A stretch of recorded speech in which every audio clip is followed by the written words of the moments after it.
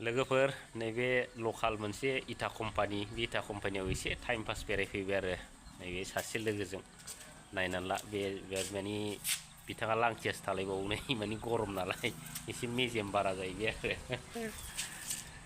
दा एसे नायनोसै मेचिनखौ नङा होमबा गाइस नायनानै लानि एसे मा दं सिमेन्टनि इटा कम्पानि नै कारेन्टनि माबाफ्रा मा होनो काटाउट टाटाउट मेन सुइच बेयाव दंजोबो आरो ओमफ्राय नैबेनो बे जाहैबाय फुरा सिमेन्टखौ माने इटा बानायो आरो सिमेन्टजों इटा बानायग्रा बे मोनसे आरो जिखुनु मा मेचिनथाय बहुद दं नै डेन्जार नै ओमफ्राय नैबे प्लेटआ जाहैबाय इटा नाजावग्रा जाहैदों आरो बानायनाय समाव इटाखौ नाजावो जाहैदों आरो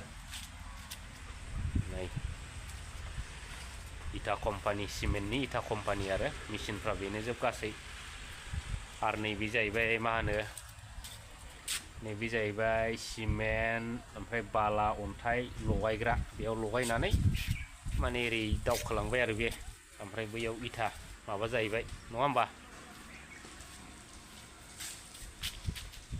ओमफ्राय इटाया नैजों खारखोलाङो नामा नैबे सिमेन्टआ बेजों बेयाव लगायना गावनो खारखोलाङो आरो बा बरियालै नैबेयाव लगायनानै ओमफ्राय गावनो खारखोलाङो जाहैदों गाइस नैबेजों ओरै खारखोनानै ओमफ्राय नैबाव इटा जाफैबाय आरो वाव नैबे ट्रेन्सफर्मार मा जाखो मटर बिराद गिदिर ना बियो डेन्जारखा नै मटरा नायनानै ला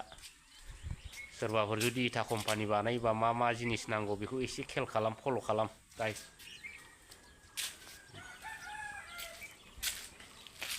नङा होमबा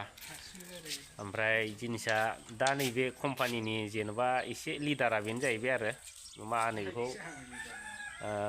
फरमेन होनो आरो बेखौ